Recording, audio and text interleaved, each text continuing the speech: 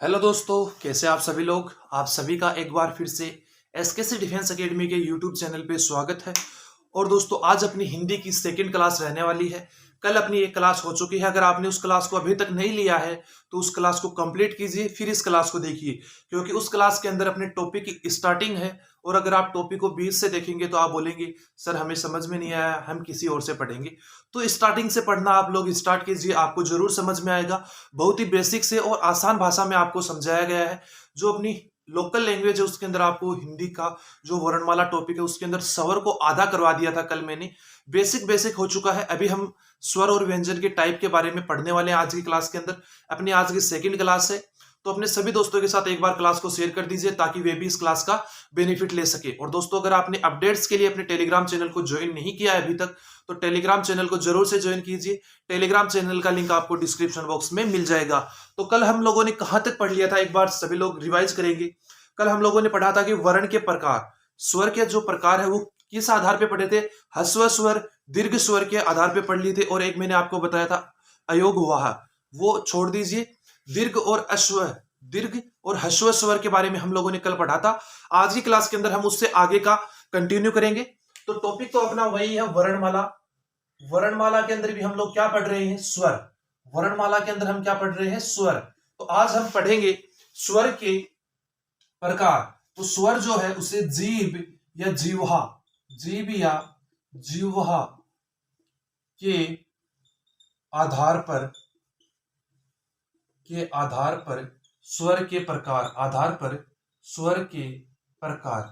तो अभी बात करते हैं कि जीभ या जीवा के आधार पर स्वर के कितने प्रकार होते हैं। तो आप लोग लिखेंगे 3 प्रकार होते हैं। कितने प्रकार होते हैं, 3 प्रकार होते हैं। अभी आपको इनको याद करने का तरीका भी बताता हूं। मान लीजिए कोई भी चीज है, जैसे ये मार्कर है, तो एक तो इसका आगे का भाग है, एक पीछे का भाग है, और एक इसके बीच का भाग होता है। तो कोई भी चीज हो उसके 3 भाग होते हैं, एक आगे का, एक पीछे का और एक बीच का भाग। तो इसी प्रकार से जो अपनी जीभ है उसके भी 3 पार्ट होते हैं। एक अग्र जीवा, एक होती है मध्य जीवा, एक होती है पश्च जीवा। तो जिन स्वरों को बोलने के लिए अग्र जीवा काम में आती है वो कहलाते हैं आपके अग्र स्वर। कौन से स्वर कहलाते हैं, अग्र स्वर। अग्र स्वर कहलाते हैं। सेकंड आती है आपकी मध्य जीवा। तो जिन स्वरों को बोलने के लिए मध्य जीवा काम में आती है वो कौन से स्वर कहलाते हैं, मध्य मध्य स्वर। मध्य स्वर, या इनको एक दूसरे नाम से जाना जाता है, वो मैं आपको आगे बताऊंगा। और जो नेक्स्ट जो अपनी टाइप आती है जीभ के आधार पे, वो आती है तीसरी टाइप, पश्च स्वर। कौन सी आती है, पश्च स्वर। पश्च स्वर। अभी ऐसा नहीं है कि जो आपके स्वर मैंने आपको बताए थे ए आ ई उ ए ऐ ओ औ, इनमें आप 2-3 स्टार्टिंग के जो आगे के हैं उनको अग्र में रख दे, बीच वालों को मध्य में, पश्च लास्ट वाले हैं उनको पश्चिम में। ऐसा नहीं होता है, इनको बोलने के आधार पर रखा जाता है। तो देखिए, परिभाषा मैंने आपको बता दी है कि अग्र स्वर कौन से होते हैं, मध्य स्वर कौन से होते हैं और पश्च स्वर कौन से होते हैं। अभी बात करते हैं कि कौन कौन से आते हैं। एग्जाम में आपको डेफिनेशन, परिभाषा नहीं पूछी जाती, आपको एग्जाम में पूछा जाता है कि अग्र स्वर कौन सा है, निम्न में से पश्च स्वर कौन सा है, निम्न में से मध्य स्वर कौन सा, ये आपको एग्जाम में पूछा जाता है। तो देखिए, जो आपके अग्र स्वर हैं इनके अंदर आप लिखेंगे छोटी ई, क्या लिखेंगे, छोटी ई, बड़ी ई, ए और ऐ। ये आपके जो 4 हैं ये आपके कौन से स्वर है दोस्तों, आपके अग्र स्वर हो जाते हैं। नेक्स्ट बात करते हैं अपने मध्य स्वर के बारे में। तो मध्य स्वर के अंदर केवल आप एक रखेंगे। कितना है, एक ए। जो स्टार्टिंग का है ए, वो किसके अंदर है, मध्य स्वर के अंदर। तो अग्र स्वर कितने हो गए, 4, और मध्य स्वर कितना हो गया, 1। टोटल मैंने आपको बताए थे कि बोल लिखने के आधार पे 11 स्वर होते हैं। कितने होते हैं, 11 स्वर। बोलने के आधार पे मैंने आपको बताए थे 10 स्वर होते हैं। तो देखिए, जो 4 है, 1 है, कितने हो गए, 5, और कितने और बच गए, 6 और 5 11। तो 6 क्या होते हैं, पश्च स्वर। अभी 6 कौन कौन से हैं पश्च स्वर के अंदर, इनके अलावा जितने भी हैं वो क्या है, सभी पश्च स्वर है आपकी।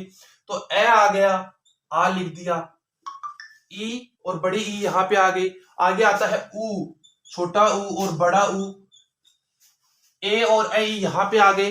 कौन से बच गए, ओ, औ, और एक आपका बच गया री। ये क्या हो गई आपकी? जीभ के आधार पर स्वर के प्रकार, अग्र स्वर, मध्य स्वर, पश्च स्वर। एग्जाम में इनकी संख्या कोई नहीं पूछेगा कि अग्र स्वर कितने होते हैं, मध्य स्वर कितने होते हैं, पश्च स्वर कितने होते हैं। आपको एग्जाम में डायरेक्ट पूछेगा कि अग्र स्वर कौन सा है निम्न में से। तो आपको याद रखना है कि अग्र स्वर 4 हैं, छोटी ई, बड़ी ई, ए और ऐ। बाद में आएगा मध्य स्वर, तो मध्य स्वर के अंदर केवल आपको एक रखना है जो स्टार्टिंग का है ए, और जो बाकी के बच गए वो किसके अंदर आएंगे? पश्च स्वर के अंदर आ, उ, ओ, औ और री किसके अंदर आते हैं? आपके पश्च स्वर के अंदर आते हैं। तो आपको आई होप आप सभी को अच्छे से समझ में आ गया होगा कि जीभ के आधार पर स्वर कितने प्रकार के? 3 प्रकार के, अग्र स्वर, मध्य स्वर और पश्च स्वर। अभी बात करते हैं अपना जो मुख खुलता है, मुख के आधार पर, मुख खुलने की आधार पर। तो देखिए मुख आकृति, मुख आकृति के आधार पर, मुख आकृति के आधार पर, मुख आकृति के आधार पर स्वर के प्रकार, आधार पर स्वर के प्रकार। तो आपको पता होगा कि जो मुख है अपना वो कुछ स्वर बोलने के लिए थोड़ा सा खुलता है, कुछ को थोड़ा ज्यादा, और कुछ ऐसे स्वर हैं जिनको बोलने के लिए हमें पूरा मुख खोलना पड़ता है। तो मुख खुलने के आधार पर, मुख आकृति के आधार पर स्वर को 4 प्रकार में बांटा गया है। कितने प्रकार में? 4 प्रकार है। मुख आकृति के आधार पे 4 प्रकार हैं। जो सबसे पहला आता है वो आता है संवर्त। कौन सा? संवर्त। दूसरा आता है अर्ध संवर्त, अर्ध संवर्त। तीसरा आपका आता है विव्रत, विव्रत। और जो आपका लास्ट आता है वो आता है अर्ध विव्रत। कौन सा आता है? अर्ध विव्रत, अर्ध विव्रत। ये 4 आपके टाइप्स हैं। तो देखिए जो मुख आकृति के आधार पे, या हम इसको बोल सकते हैं मुख खुलने के आधार पे, क्या बोलते हैं? मुख आकृति या मुख खुलने के आधार पे। तो जो आपके संवर्त है, कौन से हैं? संवर्त। इनको बोलने के अंदर केवल आपका सुई के बराबर मुख खुलेगा। कितना मुख? सुई के बराबर, सुई के बराबर मुख खुलता है इनकी, सुई के बराबर। बहुत छोटा मुख खुलता है इनको बोलने के अंदर। अभी बात करते हैं इसके अंदर आते कौन कौन से हैं। मैंने आपको बोला ई, ई, बड़ी ई, ऊ, बड़ा ऊ। तो कितना मुख खुला? मेरा सुई के मुख बराबर खुला। तो इसके अंदर आप लिख लेंगे छोटी, इसके अंदर आप क्या लिखेंगे? ऊ, बड़ा ऊ, ए। ये आप इसके अंदर लिख लेंगे। कौन कौन से आएंगे? ऊ, ए नहीं, सॉरी, ई है। मैंने आपको बताया था कि ई और बड़ी ई, क्या? छोटी ई। इतना मुंह खुला, थोड़ा सा मुंह खुला। और संवर्त के अंदर मैंने आपको क्या बताया कि सुई के बराबर मुंह खुलता है केवल। अभी बात करते हैं अर्ध संवर्त के अंदर आपके कौन कौन से आते हैं। तो जो आपका अर्ध संवर्त है इसके अंदर आते हैं 2 वर्ड आते हैं। कौन कौन से स्वर आते हैं? एक आपका आ जाता है ए, एक आपका आ जाता है ओ। कौन से आ जाते हैं? ए और ओ। अर्ध जो संवर्त है इसके अंदर सुई के बराबर मुख, थोड़ा सा मुख खुलेगा अपना। अर्ध संवर्त के अंदर थोड़ा ज्यादा खुलता है। और जो विवर्त है उसके अंदर अपना मुख ज्यादा खुलता है। जैसे मैंने बोला आ, कोई कम मुख खोल के आ को नहीं बोल सकता। आ बोलने के लिए आ, तो पूरा मुख खुल रहा है। तो ये किसके अंदर है? विवर्त के अंदर। किसके अंदर है? आपका विवर्त के अंदर। अभी बात करते हैं कि अर्ध विवर्त के अंदर आपके कौन कौन से आते हैं। तो कौन कौन से आ गए? ऊ आ गया, ऊ, ई, ए, ओ, आ गया। बच गए कौन सा? एक तो आपका ए बच गया, इसके अलावा आपका कौन सा बच गया है? ए बच गया है, इसके अलावा आपका ओ। ये क्या बच गए? आपके 3 वर्ड बच गए अर्ध विवर्त के अंदर। कितने हो गए दोस्तों? 4 2 6, 6 1 7, 7 और 3 10। कितने हो गए? 10। जो आपका री है इसको नेग्लेक्ट कर दिया जाता है। इसको नहीं पूछा जाता कि अर्ध संवर्त है, विवर्त है, संवर्त है, अर्ध संवर्त है। आपको मैंने 2 टाइप बताई स्वर के टाइप, अपना जो क्लासिफिकेशन है उसके अंदर जीभ के आधार पे, या मुख आकृति, या आप इसको बोल सकते हैं मुख खुलने के आधार पर। मुख खुलने के आधार पर कितने प्रकार का? 4 प्रकार का। जीभ के आधार पर 3 प्रकार का। आई होप आप लोग समझ गए होंगे। अभी हम लोग नेक्स्ट बात करेंगे ओष्ठ आकृति के आधार पर। किस बारे में बात करेंगे? कि जब जो अपनी होठ की आकृति है वो किस प्रकार की बनती है जब हम इन स्वरों को बोलते हैं, उसके बारे में हम डिस्कस करेंगे। तो आप सभी लोग हेडिंग लिखेंगे और आई होप आप सभी लोग हिंदी के जो नोट्स हैं वो अच्छे से बना रहे होंगे। दोस्तों आपको बहुत ही बेसिक से पढ़ा रहा हूं, तो बहुत अच्छे से पढ़ते हुए चलिए। अभी अपने आते हैं ओष्ठ आकृति। ओष्ठ आकृति के आधार पर, ओष्ठ आकृति के आधार पर स्वर के प्रकार। ओष्ठ आकृति के आधार पर स्वर के प्रकार। तो जो आपकी ओष्ठ आकृति होती है उसके आधार पे कितने प्रकार होते हैं अपने स्वरों के? 2 प्रकार। कितने प्रकार? 2 प्रकार होते हैं। अभी बात करते हैं कि कौन कौन से 2 प्रकार होते हैं। तो एक तो होता है वृत्तमुखी। कौन सा होता है? एक होता है वृत्तमुखी, एक होता है आवर्तमुखी। पहला आप लोग लिखेंगे वृत्तमुखी। वृत्तमुखी। वृत्तमुखी का अर्थ क्या होता है दोस्तों? जिन स्वरों को बोलते समय जो अपना मुख है वो वृत्त की तरह हो जाता है, जैसे कि गोल हो जाता है। जैसे मैं बोलूं ऊ, होठों पे ध्यान दीजिए, ऊ, ओ, तो जो होठ है वो सर्किल के अंदर आ रहे हैं, तो वो कौन से होंगे? वृत्तमुखी। अभी बात करते हैं आवृतमुखी के बारे में। तो जो आवर्तमुखी है इनको बोलने के लिए जो अपना मुख है वो वृत्त की तरह नहीं, लेकिन दिखता वृत्त की तरह है, होता नहीं है, एकदम सर्किल नहीं बनता है। वो किसके अंदर आते हैं? आवर्तमुखी के अंदर आते हैं। अभी बात करते हैं कि कौन कौन से वृत्तमुखी हैं और कौन से आवर्तमुखी। तो इसके अंदर आप लिखेंगे ऊ, बड़ा ऊ, ओ, औ। ये आपके किसके अंदर आते हैं? वृत्तमुखी के अंदर आते हैं 4। और बाकी जो बच गए वो किसके अंदर आएंगे? आवर्तमुखी के अंदर। तो आवर्तमुखी के अंदर आपके कौन कौन से आ जाएंगे? ए, आ, ई, बड़ी ई, ऊ यहां पे आ गया, बड़ा ऊ आ गया, ए, ऐ। यहां पे जो आपका ऋषि वाला है उसको कोई नहीं पूछता है। 2 2 4 2 6, 6 और 4 10, क्योंकि हम किसके आधार पे देख रहे हैं? अपने बोलने के आधार पे। और मैंने आपको बताया था कि बोलने के आधार पर स्वर कितने प्रकार के होते हैं? केवल 10 प्रकार के होते हैं। तो हम 10 के बारे में ही चर्चा करेंगे, जो आपका री है उसके बारे में चर्चा नहीं कर रहे, क्योंकि बोलने के आधार पर इसको माना ही नहीं जाता कि ये एक स्वर है। इसको व्यंजन के रूप में माना जाता है बोलने के आधार पर। तो स्वर कितने हैं बोलने के आधार पर? 10। तो 4 वृत्तमुखी है, 4 आवर्तमुखी है। इसी के साथ जो आपका ये है ओष्ठ आकृति के आधार पर वृत्तमुखी और आवर्तमुखी, ये कंप्लीट हो जाता है। एक और स्वर पूछ लिया जाता है दोस्तों आपको, आगम स्वर। कौन सा पूछ लिया जाता है? आगम या आगत स्वर आपको पूछ लिया जाता है। तो वो आपको याद होने चाहिए कि आगत और आगम स्वर कौन से। तो जो आपके आगत और आगम स्वर होते हैं उनके अंदर आप लोगों ने नाम देखे होंगे डॉक्टर। क्या नाम देखा? डॉक्टर, डॉक्टर, डो। देखो ओ की यहां पे क्या आ रही है? ध्वनि आ रही है डॉक्टर, लेकिन आपको ओ की जो मात्रा है वो कहीं पर भी देखने को नहीं मिल रही, लेकिन ध्वनि किसकी आ रही है? डॉक्टर, ओ की ध्वनि आ रही है। तो इसमें जो ये लिखा आता है ये इसको बोला जाता है आगत स्वर। क्या बोला जाता है? आगत स्वर। आगत स्वर बोला जाता है। ये जो ऊपर हम लगाते हैं अर्धचांद, इसको ही बोला जाता है आगत स्वर।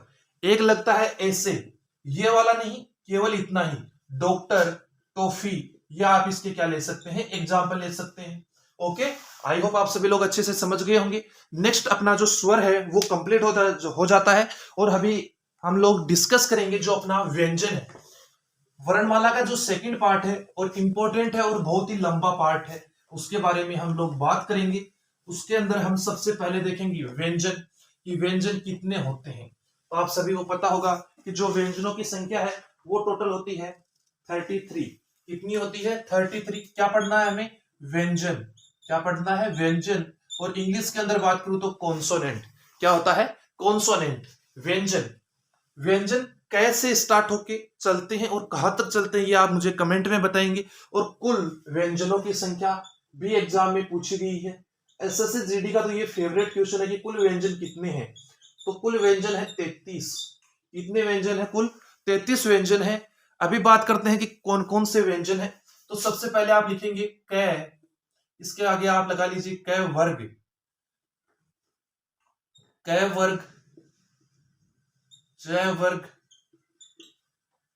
ट वर्ग, त वर्ग, इसके अलावा आप लिख लीजिए प वर्ग, या आप लिख लीजिए क वर्ग, च वर्ग, ट वर्ग, त वर्ग, प वर्ग। व्यंजन जो है उनको क्लासिफिकेशन हम करते हैं कि व्यंजन कौन कौन से व्यंजन होते हैं और उनको किस नामों से जाना जाता है। तो आप लिखेंगे क वर्ग। तो दोस्तों जो क वर्ग है इसको मैं लिखता हूं, क वर्ग का मतलब होता है क, ख, ग, घ और अंग। ये पांचों इसके अंदर आते हैं, किसके अंदर? क वर्ग। जब भी मैं आगे आपको बोलूंगा कि क वर्ग तो आप बोलेंगे क, ख, ग, घ, अंग। ये पूरा जो क्या है, पांचों का जो समूह है वो क्या कहलाता है? क वर्ग। फिर हम लिख लेते हैं च, छ, ज, झ, य। एक मिनट रुकिए दोस्तों, स्याही डाल लेता हूं। नेक्स्ट हम बात करते हैं ट वर्ग की। तो ट,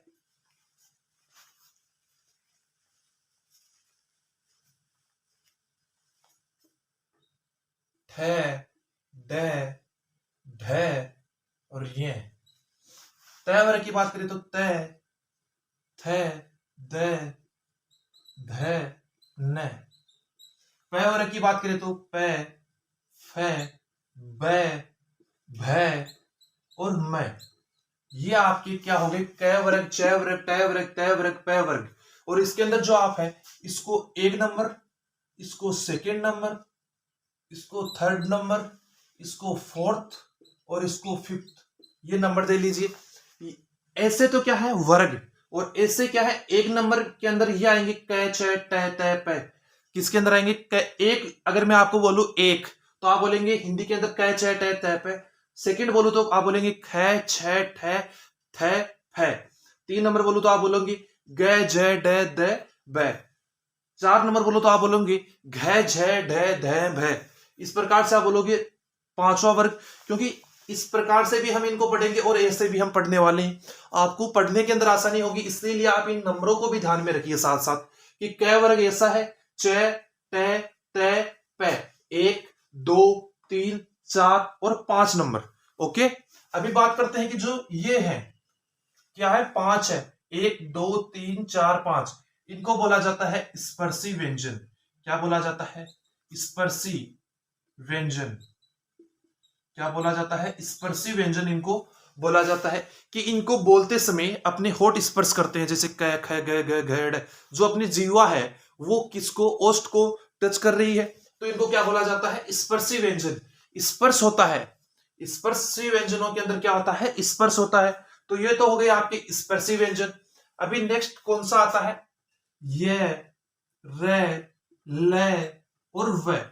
ये चार आते हैं, ये, र, ल, व। इनको, इन चारों को बोला जाता है अंतस्थ व्यंजन। क्या बोला जाता है? अंतस्थ व्यंजन इनको बोला जाता है। इसके आगे जो अपने क, घेड़े है, जिनको हम वर्णमाला व्यंजन बोलते हैं, व्यंजन के अंदर कौन सी लाइन आती है? वो आती है स, श, श, है। ये लाइन आती है दोस्तों। ये जो कर्म है इसको भी आपको ध्यान में रखना है कि जो तीनों स है अपने, उसका कर्म क्या होता है। क्योंकि मैंने देखा है कि कई स्टूडेंट्स को ये कर्म ही याद नहीं रहता है कि कौन सा स पहला आता है। इसको पहला, दूसरा, तीसरा स आप बोल के याद कर लीजिए। ये याद होना जरूरी है क्योंकि ये बेसिक है दोस्तों। अगर कोई घर पे भी पूछ ले तो आपको पता होना चाहिए, आपका छोटा बड़ा भाई भी आपको पूछ सकता है, तो नॉलेज होना चाहिए, इसलिए आपको बता रहा हूं। इनको बोला जाता है उष्मीय व्यंजन। क्या बोला जाता है? उष्मीय व्यंजन। उष्मीय व्यंजन बोला जाता है। क्या बोला जाता है दोस्तों? उष्मीय व्यंजन बोला जाता है। इसके अलावा जो आपके उष्मीय व्यंजन है इनको बोला जाता है संघर्षी व्यंजन। क्या बोला जाता है? संघर्षी व्यंजन। क्या बोला जाता है? संघर्षी व्यंजन या उष्मीय व्यंजन। आपको पूछ लिया जाए तो आप बताएंगे चार हैं, स, श, श, है। आपको पूछ लिया जाए अंतस्थ व्यंजन कितने, तो आप बताएंगे चार है, य, र, ल, व। आपको पूछ लिया जाए स्पर्शी व्यंजनों की संख्या कितनी है, तो वो है 25। कितनी है? 25। पांच, पांच, पांच, पांच, पांच। अगर आपको पूछ लिया जाए स्पर्शी व्यंजन के अंदर कितने वर्ग आते हैं, तो आप बोलेंगे पांच वर्ग। क वर्ग, च वर्ग, ट वर्ग, त वर्ग, प वर्ग। ओके, अभी बात करते हैं नेक्स्ट के बारे में। तो नेक्स्ट अपना आता है अक्षय, त्रय और ज्ञ। ये आपके लास्ट आते हैं। तो देखिए अक्षय, त्रय, ज्ञ, इनको कौन से व्यंजन बोला जाता है? इनको बोला जाता है संयुक्त व्यंजन। क्या बोला जाता है? संयुक्त व्यंजन इनको बोला जाता है। अभी बात करते हैं कि इनको संयुक्त व्यंजन क्यों बोला जाता है। अभी इनको ऊपर लिख लेते हैं अपन लोग कि अक्षय त्रय और ज्ञ, अक्षय त्रय ज्ञ, इनको इस संयुक्त व्यंजन क्यों बोला जाता है। तो आप लोग देखिए जो आपका अक्षय है इसके अंदर किस किस का मिलान है, क्योंकि ये क्या है संयुक्त व्यंजन है। तो संयुक्त क्या होता है, जिसके अंदर दो या दो से कुछ ज्यादा मिले हुआ हो उसको हम क्या बोलते हैं, संयुक्त है, या मिश्रित बोल सकते हैं हम इसको, मिश्रित व्यंजन भी इसका नाम आ सकता है।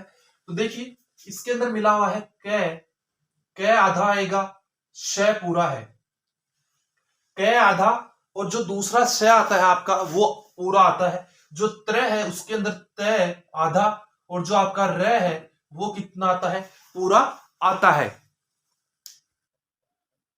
और जो आपका लास्ट है ये, उसके अंदर j आधा और ये पूरा आता है। इसीलिए इनको क्या बोला जाता है दोस्तों, संयुक्त व्यंजन बोला जाता है।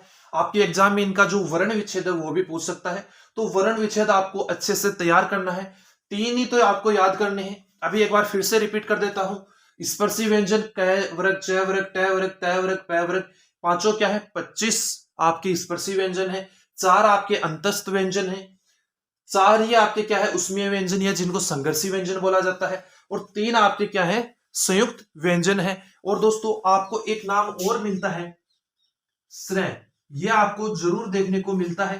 तो इसका जो संधि वर्ण विच्छेद होता है वो होता है कुछ इस प्रकार कि स आधा, जो पहला स होता है अपना वो आधा, और र स र श्रेय, जो आपको श्रीमान श्रीमती के अंदर जो देखने को मिलता है उसके अंदर जो पहला स होता है वो आधा, और र कैसा होता है, पूरा होता है। अभी दोस्तों हम आगे पढ़ेंगे, उससे पहले एक बार आप सभी लोग इसका स्क्रीनशॉट ले लीजिए, मैं साइड में हो रहा हूं ताकि आपको याद रखने में और नोट्स बनाने में आसानी हो। कुल व्यंजन 33, क वर्ग, च वर्ग, ट वर्ग, त वर्ग, जो फर्स्ट सेकंड थर्ड फोर्थ में मैंने आपको बताया उनको भी आपको याद में रखना है। इरेज नहीं करता हूं, यहीं पे आपको बताता चलता हूं। जो आपके ये है कौन से, फिफ्थ जो आपका है पांचवा, ये जो आपका है पांचवा, इसको बोला जाता है नासिकीय, नासिकीय व्यंजन। क्या बोला जाता है, नासिकीय, नासिकीय व्यंजन, नासिकीय व्यंजन, या इनको बोला जाता है अनुनासिकीय। क्या बोला जाता है, अनुनासिकीय व्यंजन, नासिकीय व्यंजन या अनुनासिकीय व्यंजन। यह आपको याद रखनी है कि कौन से व्यंजन है। लास्ट वाला जो 5 नंबर है वो क्या है, नासिकीय या अनुनासिकीय व्यंजन है। इसके अलावा आपका आता है रे, क्या आता है, रे। तो इसको रे को हम अलग से लिख लेंगे, रे के बारे में भी हम पढ़ेंगे कि रे किस प्रकार का व्यंजन है। और एक आपका आता है लय, क्या है, लय, लय के बारे में भी हम अलग से पढ़ेंगे। और एक आपका दोस्तों जो ये और वह है उसके बारे में हम अलग से पढ़ने वाले हैं। तो सबसे पहले हम रे के बारे में बात करते हैं। तो रे के अंदर आप लिखेंगे इसको लुंठित, क्या, लुंठित या प्रकंपित, प्रकंपित व्यंजन भी कहा जाता है। क्या कहा जाता है, लुंठित या प्रकंपित व्यंजन। आप रे, रे बोल के देखिए, जो आपकी जीभ है उसके अंदर एक वाइब्रेशन आएगा, एक कंपन आएगा, इसीलिए इसको क्या बोला जाता है, लुंठित या प्रकंपित व्यंजन। एक आपका आता है लय, तो जो आपका लय है उसको बोला जाता है पार्श्विक। क्या बोला जाता है, पार्श्विक व्यंजन। क्या बोला जाता है, पार्श्विक व्यंजन आपका इसको बोला जाता है। अभी बात करते हैं, मैंने आपको बताया था हम लोग बात करने वाले हैं यह और वह के बारे में भी। किस बारे में, यह और वह के बारे में। तो यह और वह के बारे में क्या स्पेशल है, आप लोगों ने देखा होगा कि हम नाम लिखते हैं महिलाएं। क्या नाम लिखते हैं, महिलाएं।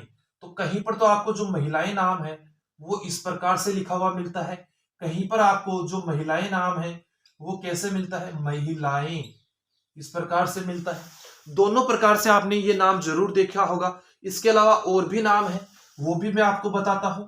इससे पहले आप देखिए कि जो लास्ट वाला ए है ये क्या है, आपका स्वर है, और इस स्वर को हम किस रूप में काम में ले रहे हैं, ये के रूप में। तो मैं ये बोल सकता हूं कि जो आपका ये है वो क्या है, एक स्वर के रूप में भी काम करता है। इसके अलावा जो आप एग्जाम्पल ले सकते हैं, उन एग्जाम्पल में ले लीजिए आप कोवा। क्या ले लीजिए, कोवा, को आ। और आप लोगों ने कोवा ऐसे भी देखा होगा, कोवा या कोवा। दोनों की जो ध्वनि है वो भी लगभग सेम है, और जो ऐसा भी नहीं बोल सकते कि ये नाम गलत है, ये सही है, ये भी सही है, ये भी सही है और ये भी सही है।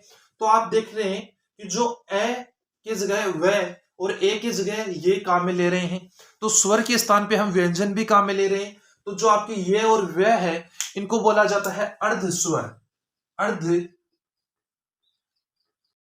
तो दोस्तों जो नेक्स्ट आपका आता है वो आपको एक पूछ लिया जाता है उत्क्षिप्त व्यंजन। तो दोस्तों आपने देखा होगा कि यहाँ पे जो है इसके नीचे, इसके नीचे आपको नाम मिल जा, एक बिंदु लगी हुई मिलती है, एक ढह के नीचे। जो ये दोनों है, क्या लिखे मैंने, जो ट वर्ग है उसमें ड और ढ है, उसके नीचे आपको क्या मिलती है, एक डॉट लगी हुई मिलती है, एक बिंदु लगा हुआ मिलता है। तो इसको क्या बोला जाता है, उत्क्षिप्त व्यंजन। तो आप एक और पार्ट डालेंगे यहाँ पे कि उत्क्षिप्त व्यंजन, नीचे आप लिखेंगे उत्क्षिप्त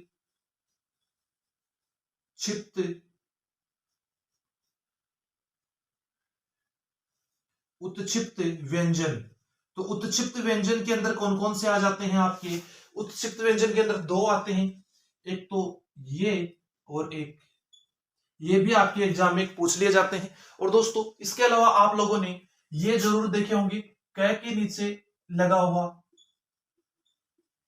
ख के नीचे लगा हुआ, ग के, और सबसे जो ज्यादा हमें देखने को मिलता है वो मिलता है झ, और आपका जो ज है उसके नीचे ये जो नुक्ता, इसको क्या बोला जाता है, नुक्ता बोला जाता है। तो जहां पे अक्षरों के नीचे आपको ये नुक्ता देखने को मिले उनको बोला जाता है आगत। क्या बोला जाता है, आगत व्यंजन।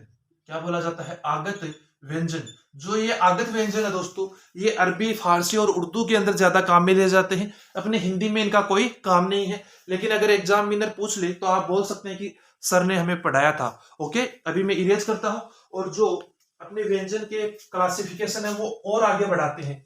इतना तो आई होप आप सभी को समझ में आ गया होगा कि स्पर्शी व्यंजन कौन से होते हैं, अंतस्थ व्यंजन कौन से हैं, लुंठित व्यंजन कौन सा है, प्रक्रमित कौन सा है, इसके अलावा आपका उष्मीय कौन सा है, संघर्षी कौन सा है, संयुक्त व्यंजन कौन से हैं, उसके अंदर कौन कौन से का जो समावेश है वो किया गया है। इसके अलावा आपको समझ में आ गया होगा कि अनुनासिकीय व्यंजन कौन से हैं, नासिकीय कौन से हैं, पार्श्विक व्यंजन कौन सा है आपका, लय आपका पार्श्विक व्यंजन है, र आपका लुंठित या प्रकंपित व्यंजन है, अर्ध स्वर किसको बोला जाता है, ये और वह को अर्ध स्वर बोला जाता है। इतना आई होप आप सभी को समझ में आ गया होगा। नेक्स्ट हम देखेंगे कि जो अपना क्लासिफिकेशन है वो घोषत्व के आधार पे, कि जो हम बोलते हैं तो घोषणा होती है, तो घोषत्व के आधार पर, घोषत्व के आधार पर, घोषत्व के आधार पर व्यंजन, आधार पर व्यंजन। तो दो प्रकार के व्यंजन होते हैं, एक अघोष और एक घोष,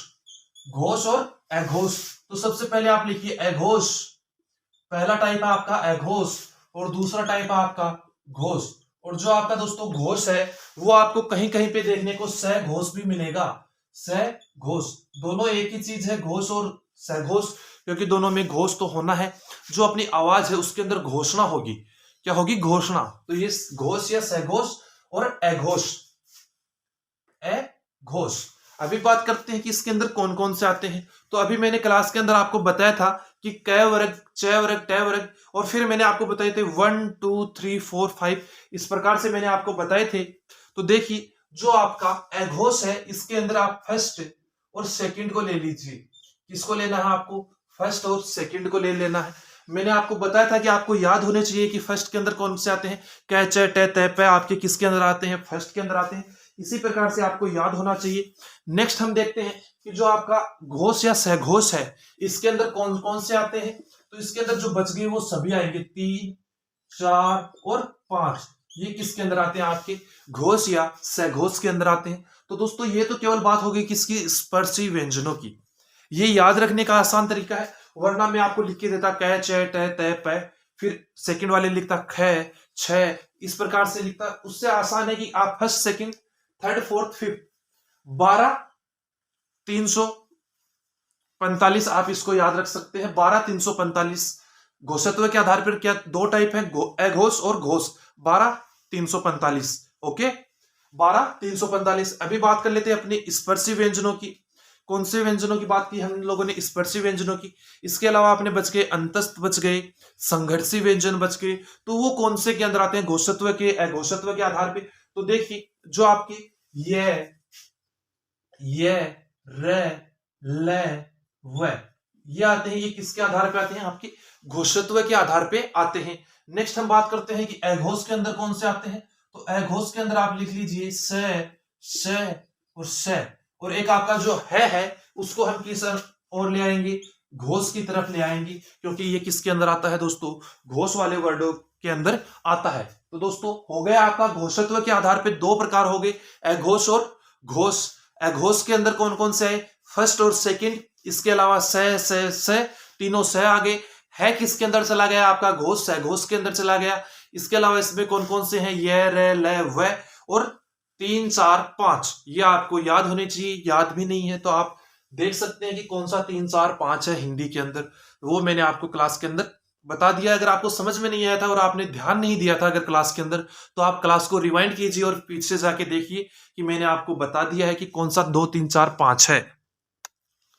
नेक्स्ट हम लोग देखेंगे कि प्राण वायु के आधार पे जो अपनी ऑक्सीजन है या प्राण वायु के आधार पर, प्राण वायु के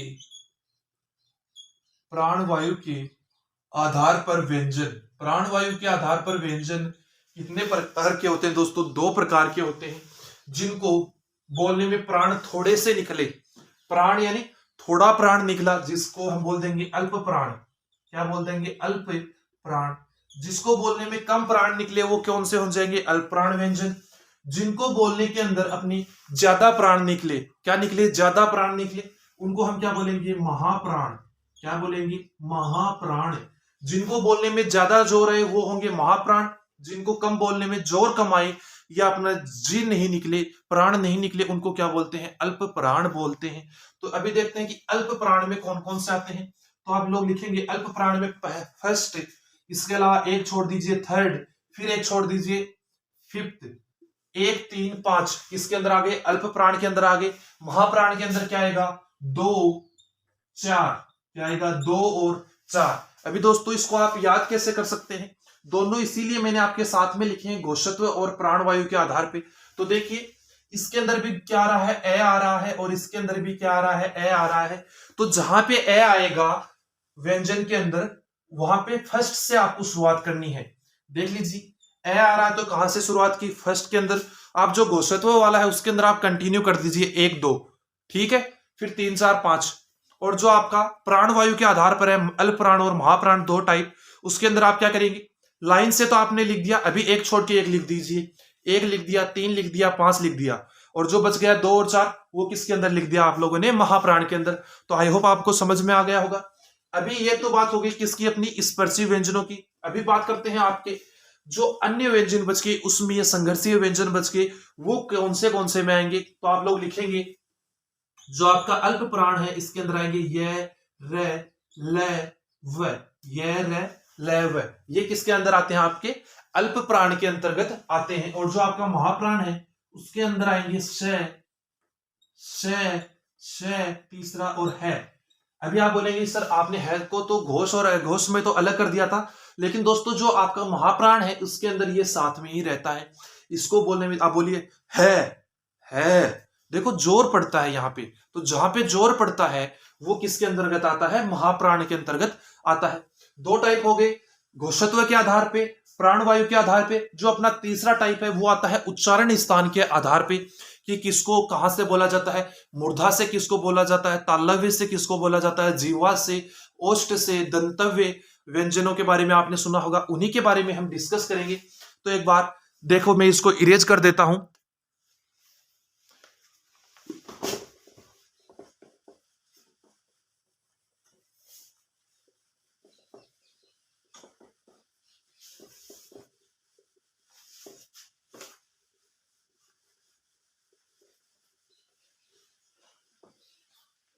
किसके आधार पे देखने अपने को? उच्चारण स्थान के आधार पर, उच्चारण स्थान के आधार पर। और दोस्तों अभी उच्चारण स्थान के आधार पे देखते हैं कि कौन कौन से प्रकार होते हैं। एग्जाम्पल मैंने आपको बता दिया, कंठ, मूर्धन्य, तालव्य, ओष्ठ्य, दंते, इस प्रकार से जो है वो उच्चारण स्थान के आधार पे होते हैं। तो देखिए सबसे पहले मैं लिखता हूं क वर्ग। अभी मैंने क वर्ग आपको समझा दिया था कि क वर्ग के अंदर कौन कौन से आते हैं। तो क वर्ग, फिर च वर्ग, फिर ट वर्ग, फिर त वर्ग, फिर प वर्ग। ये आपके क्या हो गए दोस्तों, 5 वर्ग हो गए। सबसे पहले जिस प्रकार से हमने संघर्ष स्पर्शी व्यंजनों की बात की थी, उसी प्रकार से यहां पर भी बात करेंगे कि आपके कौन कौन से उच्चारण स्थान के पर आते हैं। तो सबसे पहले आपका आता है कंठे। कैसे? कंठ। कैसे? कंठे। कंठे। कंठे। फिर आपका आ जाता है तालव्य। तालव्य। मूर्धन्य। मूर्धन्य। फिर आपका आ जाता है दंतीय। कौन सा आ जाता है? दंतीय। फिर आपका आ जाता है ओष्ठीय। दंतीय, ओष्ठीय। कौन कौन से आ गए? कंठे आ गया, तालव्य आ गया, मूर्धन्य आ गया, दंते आ गया, ओष्ठे आ गया। आपके कितने प्रकार हो गए दोस्तों? 5 हो गए। कंठे, तालव्य, मूर्धन्य, दंतीय और ओष्ठीय। इसके अंदर मैंने आपको बता दिया क वर्ग किसके अंदर आएगा? पूरा कंठे के अंदर आएगा। च वर्ग तालव्य के अंदर, ट वर्ग मूर्धन्य के अंदर, दंतीय के अंदर क्या आएगा? त आएगा। और फिर आपका जो ओष्ठीय है उसके अंदर कौन सा वर्ग आ जाएगा? प वर्ग किसके अंदर आ जाएगा? ओष्ठ। इसके अलावा जो कंठ्य वर्ग के अंदर आता है वो कौन सा आता है आपका? है आ जाता है। कौन सा आता है? है आता है। इसके अलावा जो आपका विसर्ग बोलते हैं हम जिसको, या जिसको हम अंग है बोलते हैं, वो भी किसके अंतर्गत आते हैं? आपके क वर्ग के अंदर आते हैं। इसके अलावा क वर्ग के जो आपका कंठ है उसके अंदर कौन कौन से आते हैं? ए आ जाता है, आ जाता है, ए और आ। अभी तालव्य की बात करें तो तालव्य के अंदर आता है ए आ ई ई। ई और ई किसके अंदर आ जाएंगे? तालव्य के अंदर आ जाएंगे। और हम अगर व्यंजनों की बात करें तो कौन से व्यंजन आपके जो आपका तालव्य है उसके अंदर आते हैं? तो वो आते हैं यस। क्या आता है? ये। और पहला जो स है वो किसके अंतर्गत आता है? आपका तालव्य के अंतर्गत आता है।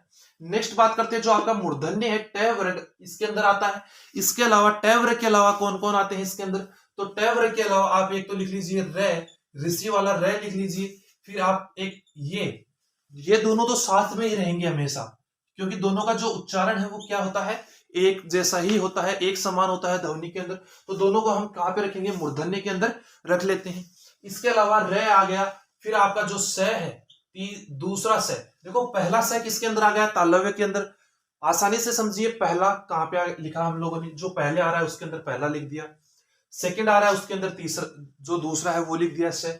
अभी बात करते हैं आपका दंतीय। तो दंतीय के अंदर आपका आता है त वर्ग। इसके अलावा दंतीय के अंदर आप लोग लिखेंगे ल। और मैंने आपको बताया कि पहले से की आप लोगों ने यहां से स्टार्टिंग की, दूसरा यहां पे लिखा, तो तीसरा कहां पे लिख देंगे? यहां पे क्या लिख देंगे? तीसरा स लिख देंगे। अभी नेक्स्ट बात करते हैं प वर्ग। तो ओष्ठ्य के अंदर एक तो आ गया आपका प वर्ग, और मैंने जो स्वर है वो कहां तक लिख दिए? ए आ ई। और अभी कौन से स्वर आएंगे? उ और उ। तो ये किसके अंदर आ गए? आपके ओष्ठ्य के अंदर आ गए। तो देखिए कंठे, तालव्य, मूर्धन्य, दंतीय, ओष्ठ्य। कंठे के अंदर कौन सा हो गया? क ख ग घ ड़। क वर्ग जिसको हम बोलते हैं है, विसर्ग ए आ। तालव्य के अंदर कौन सा हो गया? च वर्ग ई यस। और मूर्धन्य के अंदर ट वर्ग पूरा, री रे और श। सेकंड वाला जो स है अपना षटकोण का स जिसको हम बोलते हैं वो आएगा किसके अंदर? मूर्धन्य के अंदर। दंतीय त वर्ग पूरा, आप तय को बोल के देखिए, त थ द ध न। जो आपके दांत है वो टकराएंगे आपस में, तो ये कौन सा है? दंतीय। फिर ल, ल बोलिए तो ल के अंदर भी स में भी। ओष्ठीय, ओष्ठीय के अंदर प वर्ग। ऐसा कोई भी लड़का हो जो ये बोल सकता है प फ ब भ मैं, बिना होठों को टच किए अगर कोई बोल सकता है तो वो कमेंट में बोल देना। उसका इंटरव्यू डाल दूंगा अपने चैनल पे कि भाई कोई कैंडिडेट ऐसा है, कोई लड़का या लड़की है जो प वर्ग है उसको बिना होठों के बोल सकता है, होठों को टच किए हुए। इसको तो होठों की जरूरत ही नहीं है, क्योंकि जो होठ है उसके बिना प वर्ग को बोला जाना नामुमकिन है। मुश्किल नहीं, नामुमकिन है, कोई बोल ही नहीं सकता। अगर आपको प वर्ग बोलना है, प फ ब भ मैं, तो आपको किसकी जरूरत पड़ेगी? होठों की जरूरत पड़ेगी। आपके होठ क्या करेंगे? आपस में टकराएंगे। तो ये किसके अंदर आते हैं? ओष्ठ्य के अंदर। ओष्ठ्य में इसके अलावा क्या आता है? उ और बड़ा उ। इसको बोलने के अंदर भी अपने जो होठ है वो टकराते हैं। अभी आप बोलेंगे कि सर आपने इसको नहीं लिया, इसको भी नहीं लिया, इसके अलावा आप लोगों ने सर आपने इनको नहीं बताया, इसका नहीं बताया। इसके अलावा दोस्तों कौन सा रह गया आपका, इसके अलावा आपका रह गया वह रह गया, क्योंकि देखिए ये आ गया, र आ गया, ल आ गया, वह बच गया। तो आप बताएंगे सर कि ये 5 रह गए, इनको क्यों नहीं बताया? दोस्तों इसीलिए आपको इनको नहीं बताया क्योंकि इनको बोलने के लिए 2 जगह काम में ली जाती है, इनको मिलाना पड़ेगा हमें। तो देखिए जो आपका फर्स्ट 2 है, पहले 2 है, इनका एक ही उच्चारण स्थान है, इनका एक उच्चारण स्थान है और इसका एक उच्चारण स्थान है। तो देखिए जो आपका ए और ए है, इसको बोलने के लिए आपका कंठ और ओष्ठ को मिला दीजिए तो बन जाएगा कंठ और ओष्ठ, दोनों को हमें मिलाना पड़ेगा। ओष्ठीय इनका जो उच्चारण स्थान है वो दोनों होते हैं, तो आप बोलेंगे कि जो ए और ए है उनका उच्चारण स्थान होगा कंठोष्ठीय। क्या होगा? कंठ ओष्ठीय, कंठ ओष्ठ। आप इसको कंठोष्ठीय बोल सकते हैं या कंठोष्ठ बोल सकते हैं, दोनों एक ही बात है। देख लीजिएगा कंठ और ओष्ठ, कंठ भी काम में आ रहे हैं और ओष्ठ भी काम में आ रहे हैं, होठ भी काम में आ रहे हैं, तो वो कौन से हो गए? आपके कंठोष्ठ हो गए। नेक्स्ट हम बात करते हैं इनके बारे में। तो दोस्तों इनको हम बोलते हैं, सॉरी दोस्तों, जो आपके ये हैं इनको तालव्य बोला जाता है। किसके सहायता से बोला जाता है? तालु की सहायता से। तो तालव्य यहां पे लिखेंगे कंठ तालव्य, आप इनको बोलेंगे कंठ तालव्य। क्या बोलेंगे? कंठ तालव्य। सॉरी ये कंठोष्ठीय नहीं है, कंठोष्ठीय कौन से हैं आपके? ये हैं कंठ ओष्ठ, कंठोष्ठ। इसको आप लिखेंगे क्या? कंठोष्ठ। ये तो क्या है? कंठोष्ठ। और ये आपके क्या है? कंठ तालव्य। और जो आपका वह है इसको बोला जाता है दंतोष्ठ। क्या बोला जाता है? दंतोष्ठ। आप वह बोल के देखिए, जो आपके दांत है वो आपके होठों को खाने की कोशिश करेंगे, तो ये कौन सा आता है? दंतोष्ठ। जो आपका ओ है ये क्या है? कंठोष्ठ। और जो आपका ए है ये क्या है? कंठ तालव्य। इनको बोलने के लिए हमें कंठ और तालु दोनों की आवश्यकता होती है। तो दोस्तों 3 प्रकार मैंने आपको बताए, मोटे मोटे उच्चारण स्थान के आधार पे आपको बता दिया। फिर हम लोगों ने घोषत्व के आधार पे पढ़ा था, एक हम लोगों ने किसके? प्राणवायु के आधार पे। इसके अलावा हम लोगों ने और भी क्लासिफिकेशन किए थे, जैसे उष्मीय व्यंजन, संघर्षी, लुंठित, प्रकंपित, पार्श्विक, स्पर्शी, अंतस्थ, संयुक्त व्यंजन। इसके अलावा नासिकीय, अनुनासिकीय व्यंजन भी हम लोगों ने पढ़े, स्वरों के भी हम लोगों ने टाइप पढ़ लिए। तो इसी के साथ जो आपका वर्णमाला टॉपिक है वो कंप्लीट हो जाता है। और मैंने आपको बोला था कि बेसिक है, इसलिए 2 क्लासों के अंदर आपको कंप्लीट करवा दिया जाएगा। लगभग 1 से सवा घंटे की क्लास हुई है दोस्तों अपनी दोनों क्लासेस मिला के। तो दोनों क्लासेज को लीजिए आप, वर्णमाला टॉपिक आपका क्लियर हो जाएगा। अभी आप कहीं से भी प्रैक्टिस सेट लगा सकते हैं। जो बच्चे प्रैक्टिस सेट करेंगे उनको मैं बोलना चाहता हूं कि आप जो पेड कोर्सेज लेते हैं उनको भी टक्कर देंगे, कि जो 10-10 हजार के, 5-5 हजार की हिंदी पढ़ाने की कोर्सेज लेते हैं उसको भी आप टक्कर देंगे, उसको भी आप पीछे बिठाएंगे, क्योंकि आपने मेरे साथ पढ़ा है और बहुत ही अच्छे तरीके से पढ़ा है। अगर आप इसको कंप्लीट देख के और कंप्लीट तैयार करके अपना प्रैक्टिस सेट लगाते हैं तो आपका कोई भी प्रश्न गलत नहीं होगा दोस्तों। और थोड़े दिन के अंदर मैं आपके लिए हिंदी के प्रैक्टिस सेट भी लेके आने वाला हूं, तो आप वहां से दे सकते हैं। इसके अलावा टेक्स्ट बुक है, RWA वाले हैं, वहां पे आपको अनेक प्रैक्टिस सेट मिल जाएंगे। या आप ऑफलाइन से लेना चाहें तो हिंदी के प्रैक्टिस सेट ले लीजिए, आपको टॉपिक वाइज प्रैक्टिस सेट भी मिल जाएंगे। तो वहां से जितने ज्यादा आपसे प्रैक्टिस सेट हो वर्णमाला के उतने निकालिए, एक बार पढ़िए, एक बार समझ नहीं आता तो दोबारा उसको पढ़िए, क्योंकि ऑफलाइन में तो है नहीं आपको दोबारा बता दूं, वीडियो पीछे कर लीजिए और उसको दोबारा देखिए, आपको समझ में आ जाएगा, क्योंकि बहुत ही आसान लैंग्वेज के अंदर आपको पढ़ाया गया है। तो दोस्तों जो अपना सेकंड टॉपिक रहेगा वो रहेगा संधि। क्या रहेगा? फर्स्ट टॉपिक हो चुका है वर्णमाला, सेकंड टॉपिक अपना रहने वाला है संधि। तो संधि हम लोग कल से स्टार्ट कर देंगे। तो दोस्तों कल तक के लिए जय हिंद, जय भारत। और संधि में आने से पहले अपना जो ये वर्णमाला टॉपिक इसको कंप्लीट करके आना है आपको। तो दोस्तों मिलते हैं कल।